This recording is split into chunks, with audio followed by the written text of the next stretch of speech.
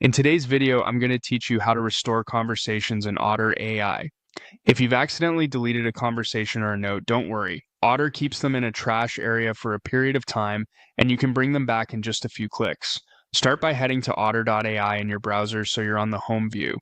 The home page is where your recent conversations and workspaces live, and it's also the quickest jumping off point to get to anything that's been removed.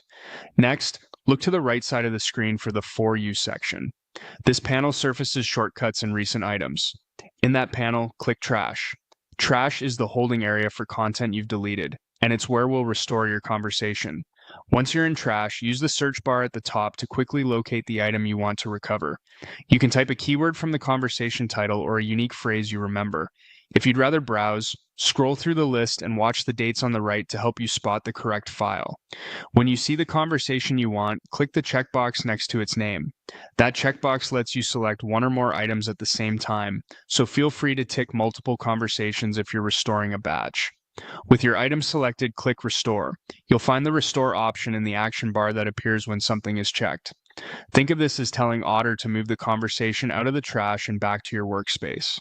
A confirmation prompt will appear to make sure you really want to proceed. Click Restore again to confirm. This second click finalizes the action and helps prevent accidental changes. After the confirmation, your conversation is returned to its original location and it disappears from the trash. If you don't see it right away back on home, give the page a quick refresh or check the folder or workspace where it originally lived. A couple of quick tips as you work. The search in Trash can match parts of titles and speaker names, which makes retrieval easier. And selecting multiple checkboxes before you press Restore can save time if you're recovering several items at once. Also remember that Trash is meant to be temporary storage, so restoring sooner rather than later is always a good idea. That's it.